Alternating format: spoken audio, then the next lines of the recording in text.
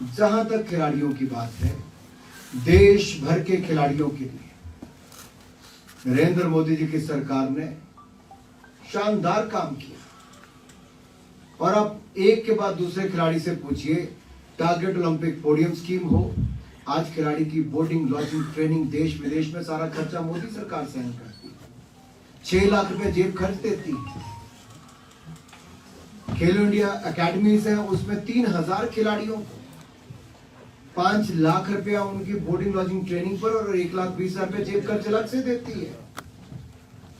23 national centre of excellence तो 60 training centre चलाती है देश भर में। 1000 खेलो इंडिया सेंटर हम खोलने जा रहे हैं, 947 की हमने घोषणा कर दी है।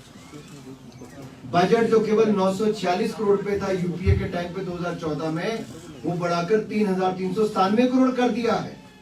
तभी तो भारत का खेलों में मेडल पहले से ज्यादा बढ़े हैं। 7 ओलंपिक्स में मेडल आए, 19 पैरालंपिक्स में आए, डेफ ओलंपिक्स में 20 मेडल आए, कॉमनवेल्थ गेम में 61 मेडल आए, 22 गोल्ड मेडल आए।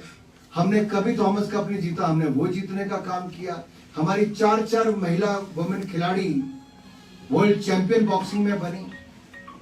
निखिल जरीन, लवलीना, स्वीटी, नीता गंगा, ये कहां से हमने सपोर्ट किया तब बनी। जहां तक आप रेसलर्स की बात करते हैं, पूरे रेसलिंग में से कुछ खिलाड़ी अगर आज जंतर मंतर पर बैठे हैं, उनसे किसने बात की? मैं अपना पूरा दौरा रद्द करके हिमाचल प्रदेश का 12 घंटे बैठा हूं। 12 घंटे, 7 घंटे एक दिन, 5.5 घंटे अगले दिन, पूरी बातें सुनी। रात के 2-2:30 बजे प्रेस कॉन्फ्रेंस की, उनसे पूछ के कमेटी बनाई गई।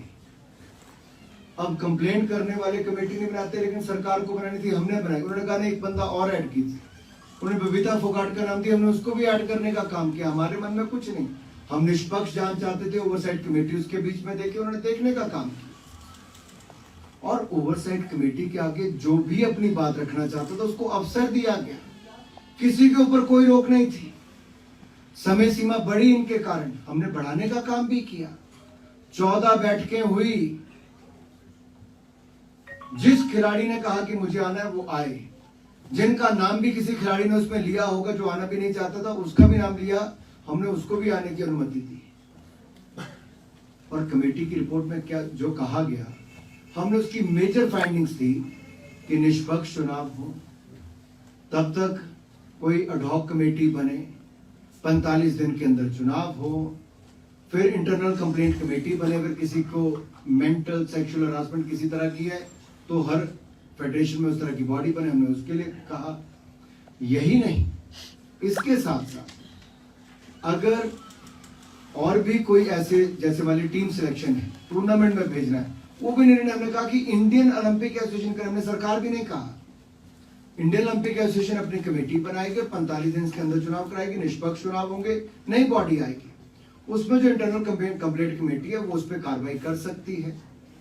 बाहर कोई भी किसी पुलिस थाने में कभी भी एफआईआर करवा सकता है किसी के ऊपर अगर लगता है। अगर 8 साल पुराना मुकदमा भी होगा तो 8 साल पहले भी हो सकती थी एफआईआर, आज भी हो सकती है। लेकिन पुलिस भी प्रिलिमिनरी इंक्वायरी करती, दिल्ली पुलिस ने कहा प्रिलिमिनरी इंक्वायरी करेंगे और जो उसमें आता है उसके बाद अगली कार्रवाई करेंगे। सरकार बहुत स्पष्ट है कि मोदी जी की सरकार ने सदा खिलाड़ियों के साथ खड़े रहे, खिलाड़ियों के लिए साथ खड़े थे, खिलाड़ियों के लिए सुविधाएं दी और खेलों को बढ़ावा देने का काम किया। हमारे लिए खेल प्राथमिकता है और खिलाड़ी प्राथमिकता है, और उसमें हम कहीं पर भी कोई कॉम्प्रोमाइज नहीं करते हैं, ना आज तक किया ना आगे करेंगे।